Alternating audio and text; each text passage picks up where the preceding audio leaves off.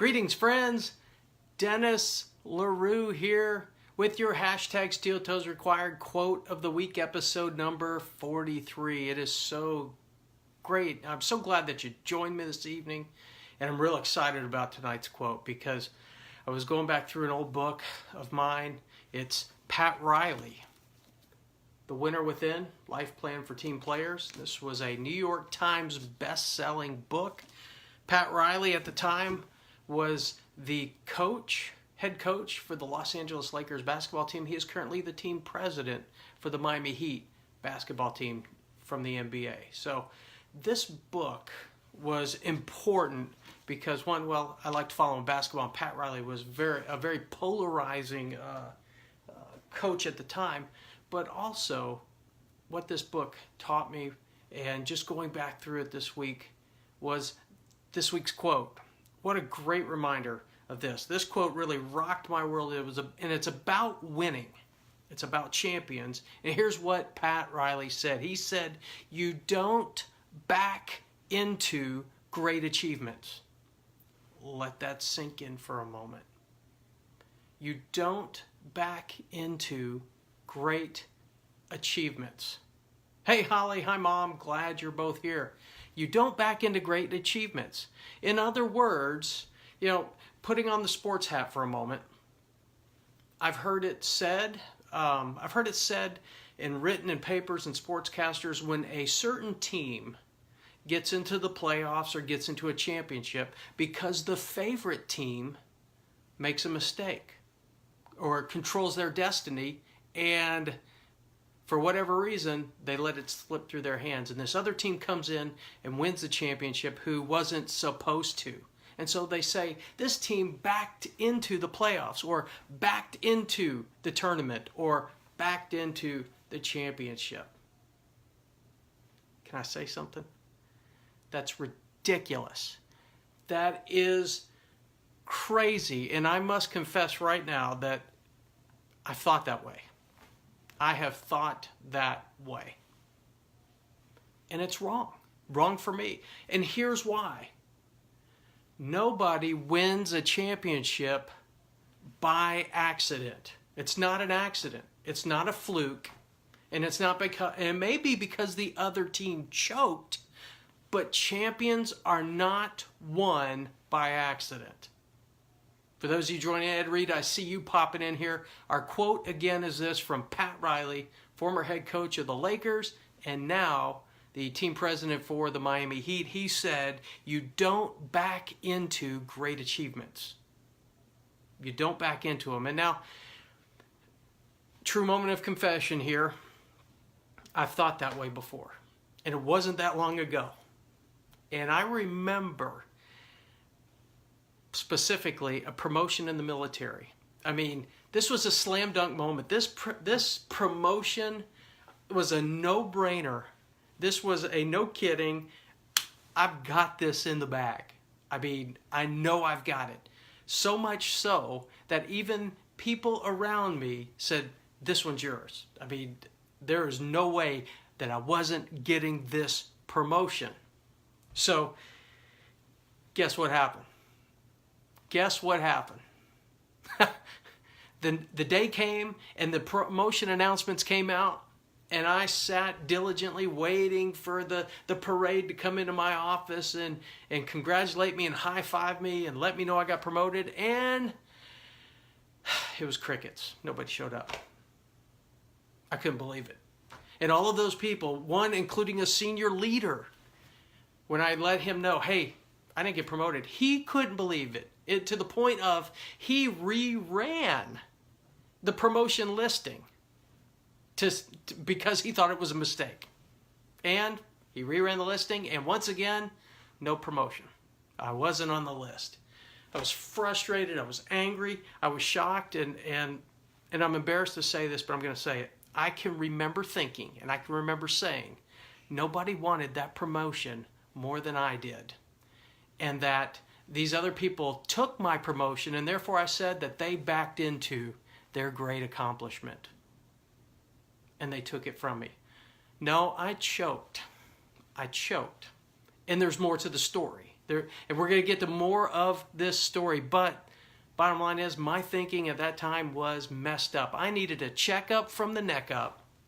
And I needed a tuning of I'm thinking of a car right now, which is scary because I don't know how to work on cars. I needed new spark plugs in my mindset. That's what I needed. I needed new spark plugs in my mindset because that was faulty thinking. So if you're thinking that that you can back into a champion, go back to a couple of episodes ago on the hashtag steeltoesrequired quote of the week, and you'll remember that talent alone is never enough, John Maxwell said. And unfortunately, at that time, even though I knew that, I was still relying on talent. Neri, thanks for joining me. So I was relying on talent in that moment. And guess what? My talent alone wasn't enough because I didn't get promoted. I didn't get promoted. And thankfully, this book is a reminder. Pat Riley's book, The Winner Within. It was a New York Times bestseller.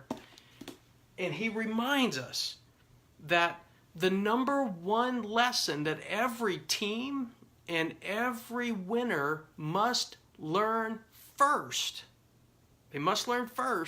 is you don't back into great achievements. You can't back into them. It doesn't happen. So as Pat Riley stresses that, let's look at 5 characteristics of winning teams, of championship teams. Jennifer Ann, thank you for joining me. So 5 characteristics of winning teams. But before we jump in to that, I want you to list right now in the comments below. Tell me, what are the characteristics of championship teams to you? Think about that for a moment. Drop them in. That's right. Ed, I'm with you. Pat is a legend.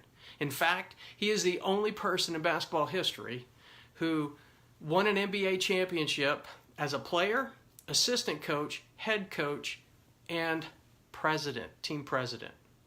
Fun fact right there. And his book was a bestseller, New York Times bestseller too. Go figure.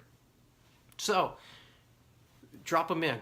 Tell me, what are the characteristics of a champion? Ooh, Ed Reed dropped one. Consistency. Absolutely. Matter of fact, we'll talk about that one a little bit. Lead by example, Jennifer Ann. Absolutely. Unfortunately, my leadership in my story, I was leading by example too, and it was a bad one. Courage. I love that, Ed. Being military, absolutely. You got to have courage. Teams have to have courage, and they've got to take risks. Now, the 5 that I came up with, we're going to go in one at a time. The very first one that came to my mind as I was going through this is confidence. Championship teams not giving up when you're behind. That's what I'm talking about, Holly. Never giving up, because you never know when the team in front of you is going to make a mistake or going to choke, and you jump them because you plan to win. I love it. Good one. That's a good one, Holly. But confidence. The first one is confidence. You got to believe you can win first. If you step out into your business, maybe you're in sales or sports or whatever, if you don't believe you can win, you'll never win. You'll never win. You won't even back into the championship. You won't win. You got to have confidence. You got to believe that you can win. You got to believe that you belong in that game. But in my case, in my story that I shared a moment ago, I had an abundance of confidence. I mean, you heard it. It was a slam dunk. Even other people thought I should win. I mean, all I had to do was show up, take the test, and I'm promoted. Bye-bye. Just go ahead and crown me. But you know what? Here's one thing I noticed also. I may have had an abundance of confidence, but my confidence leaked into overconfidence to arrogance, which led to relying on my talent. And we'll get into the other 4 in a moment, and where all of this crumbled. That area right there, knowing that it was mine, I tell you what, you already heard, I didn't get promoted. I didn't get promoted because I was overconfident, relying on talent, and I was arrogant about it. Being coachable and humble, Ed, I like that. So the first one's confidence. Here's the second characteristic, and that is, and it kind of goes in line with some of the things you've already said, preparation. You got to prepare to win. What does winning look like to you? Is it a promotion? Is it making an X number of dollars in sales for the year? Maybe it's, in my mom's case, she bowls. Maybe it's a certain score. Maybe it's winning a league title.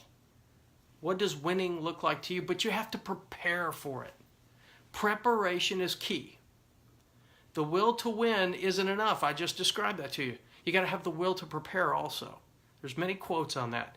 But if you don't prepare to win, then you're not going to win. It's just, that's how it is. Now, in the case of my story, my arrogance and relying on my talent led me to be complacent. And so I didn't really put a plan in place. I thought they were just going to give it to me. There it is. It's mine.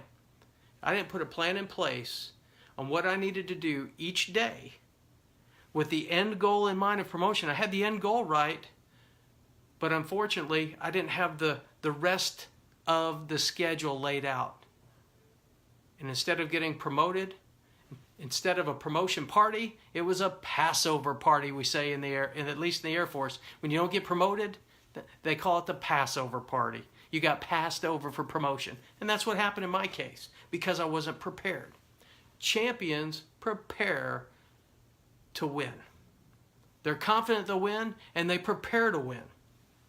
They look at the prize. They know what progress looks like. What are those benchmark steps in between to show you're progressing to that championship game in your case? What does that look like? That's part of that preparation, that plan. The third step, Ed mentioned consistency, and this falls in line with it. Discipline. Gotta have discipline. Championship teams are disciplined. They don't make mental errors when the game is on the line.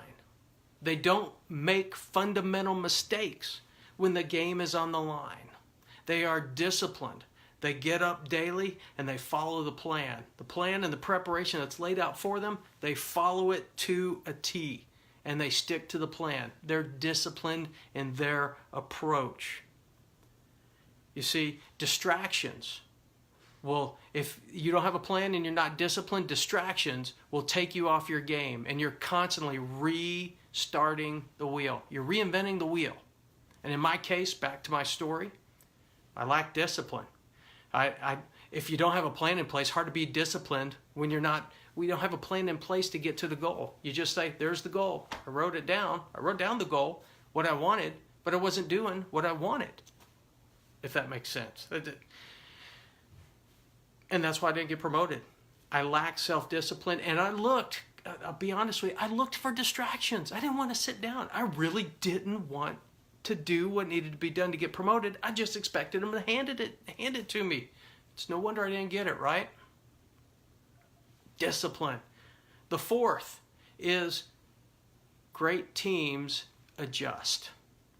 They lay their plan and their discipline, but at some point, you got to make a course correction.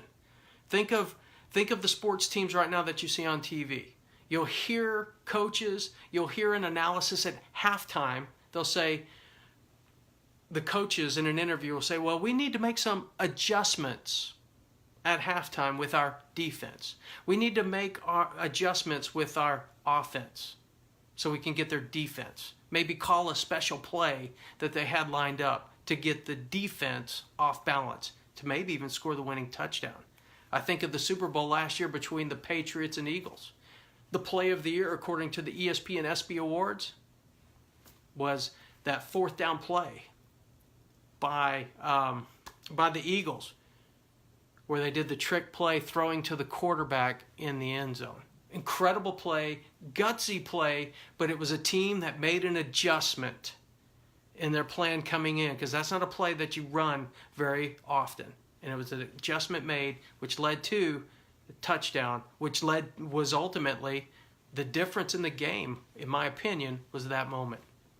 So, making adjustments. Winning teams, champions, make adjustments to the plan. Still with the goal in line and in focus, being a champion, but an intentional adjustment to get to that place. And then finally the fifth, after all those things, after they've got confidence, after they've prepared, after they've practiced their self-discipline, after they've adjusted, number 5, they execute. They execute. They get the job done. They get to the championship and they win that championship because all of these things are lined up. Champions win because they're confident and prepared, they're disciplined, they make adjustments, and they execute when the time comes. And championships, folks, are not handed to anyone.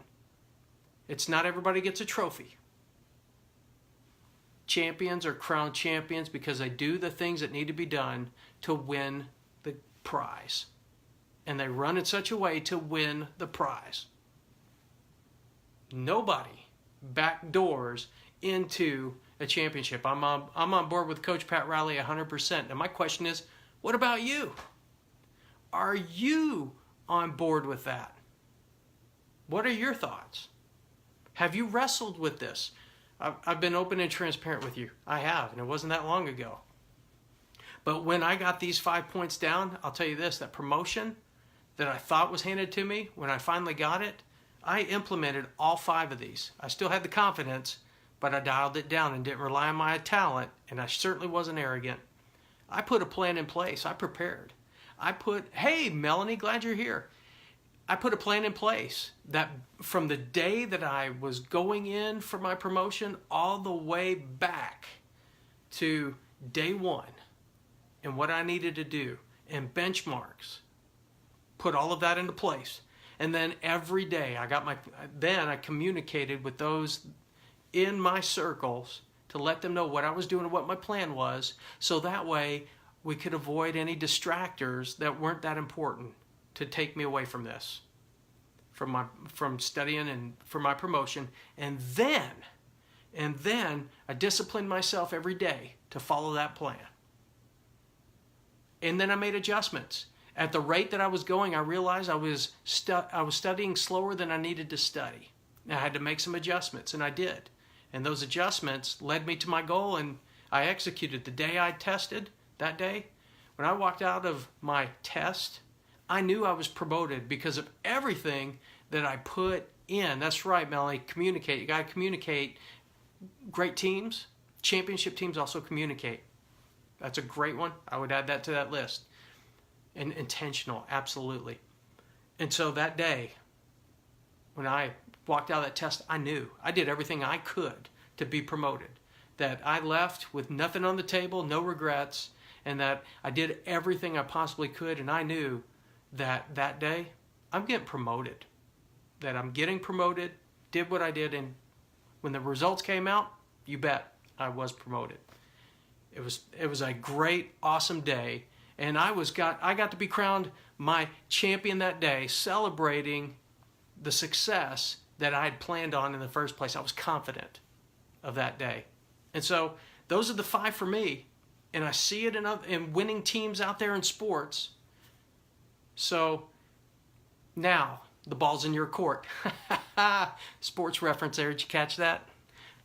Ball's in your court. Which of those 5 that I described, those of you jumping in, confidence, preparation, discipline, adjustments, and execute, which one of those 5 do you need to work on? For me, I'll be honest with you, I'll share with you now, mine is the preparation piece. I'm in a planning preparation stage with where I'm going, growing my business. And so I'm really taking some time to really get that mapped out. I'm confident, and I'm going to be disciplined. And I know I'm going to have to make adjustments, but I'm going to win. I'm going to execute, but I get the plan in place. So that's what I'm working on right now. What about you? Which of those 5 are you working on? And how can we help one another? Again, Steel Toes Tribe. We don't do this. Again, championship teams. Steel Toes, this is a team. This is a tribe. Where can we serve one another? Where can we help? Confidence. Maybe there's some of us here that have great confidence and can be a great encouragement to one another. So please, reach out there. Maybe you need help with planning. I'll tell you that can be a struggle. If you need a wingman, I'm here. Let's get together and let's get it out on paper or notepad or note app or whatever it is you use that you need to get some things out from here and onto paper so we can get a plan in place. Maybe it's simply the discipline. Hey, Kim, glad you're here, my friend. Maybe the discipline piece. Maybe you just need the accountability. Somebody there to just check in with you and say, hey, here's your plan. How are you doing? Accountability partners are huge. Holly, I see that. All of the above. Let's talk, my friend. Who do you have in your corner to help you out? By the way, I love what you're posting out there. And remember what we talked about. I love what you're doing. Discipline. Excellent, Mom. I see that. I see that. Just completed a plan and now adjusting to complete another goal. Outstanding, Mom. I love it. Mom's growing. Adjustments. Maybe you need to make some adjustments. What do those adjustments look like? And maybe you're not even aware of the adjustments. You just know I'm stuck. You know, I've got my plan and I'm disciplined in doing the things I need to do every day to get in that championship game or get that promotion or grow that business or take my family to the next level. But for some reason, I'm just hitting the wall. And you're not seeing that adjustment you need to make. Again, we're a tribe. Let's work with one another, help one another to make those course corrections. One minor tweak may be all you need to get to where you want to go. Remember, most of us have iPhones. And when we need to get somewhere, we talk to Siri, right? We tell Siri, hey Siri, help me get to, and we give her the directions. We tell her where we want to go. Where does Siri start? Does Siri start with where you're at? Absolutely not. Siri starts with the end in mind, your final destination, and then works back. And then shows you the adjustments you can make on where you can get there quicker. Where there's maybe toll roads, or maybe the road's closed. There's an accident. Siri shows us all that. That's called adjustments. What do those adjustments look like in your life? Begin with the end in mind. And then finally, execute. If those things are in place, maybe you're struggling with execution. Maybe you're having a hard time. Again, bumping a wall. Hey, Don, glad you're here. How can we help one another with the execution piece? Maybe you need a teammate to help you execute. And then again, maybe you don't. But how can we help one another in that area? So tying that all up, bringing it in, here's again the quote. You don't back into great achievements, Pat Riley said. We don't back into it. We move forward into it. We plan for it. We discipline ourselves to it. We execute, and we're confident that we belong in the championship game. Teams that don't believe they belong in the championship don't get there. I don't care how talented they are. They don't get there. If you believe you belong in the championship, if you believe you should be promoted, you're gunning for that promotion, whatever that is in your life that you would call a championship moment, you got to believe you belong in that moment. Quick shout out back there. Tunkhannock Little League Softball is playing for the Little League World Series Championship. This is a small town in northeastern Pennsylvania. It's the high school I graduated from, and they're playing for a championship in softball for the World Series. I mean, they're in the final round of the World Series. That's an incredible accomplishment. And I was listening and reading some of the articles about them this week. They were even highlighted on the ESPN Top 10 Plays of the Week the other day. And they kept saying, at first we didn't believe it. But eventually we did believe we belonged. And they won a state championship. They won a region championship. And now they're playing for the Little League overall championship for the state of Pennsylvania. So well done, Tigers. well done for living out these principles, because you're confident, you're prepared, you're disciplined, you've made adjustments, you're going to execute, and there you are playing for a championship. Believe you're there. Now, what's that look like for you? What does that look like for you? Your challenge this week? Answer those 5. And if you'd like these 5, get on my email list, info@dennislarue.org, and I will send you these notes, and you can have these to help you grow this week by taking action to either grow your confidence. Let's work on your belief system, get you prepared, getting your plan in place and marking out those benchmarks, focusing on the discipline piece. What's your why? Why do you want to be there? Making the adjustments. Let's see what the course corrections are, and then finally execute. Let's work on those together. And with all that, we bring it to a close, and now it's time for the blessing. I pray the blessing of bread that you know no hunger. I pray the blessing of salt, that your life would be flavorful and that you would add flavor to other people's lives. Pray the blessing of wine, that joy and prosperity would be yours, and that the love of God would be your portion this day and forevermore. Thank you for joining me on #SteelToesRequired this week. Next week's episode is going to be coming to you live from Orlando, Florida. I will do my very best to keep it the same time. I'm on a tight schedule. Many of you here will probably be with me. If you'd like, why don't we meet up? Why don't you just show up? That's a great idea. That just came to my awareness. If you're going to be in Orlando, Florida, and you watch Steel Toes, come gather with me Sunday night somewhere, and let's get together, and we'll do a quick #SteelToesRequired as a group live on Facebook here from Orlando, saying hi to everybody out there. I think that's a great idea. If you like it, great, come see me. And if not, well then just watch Steel Toes from wherever you're at.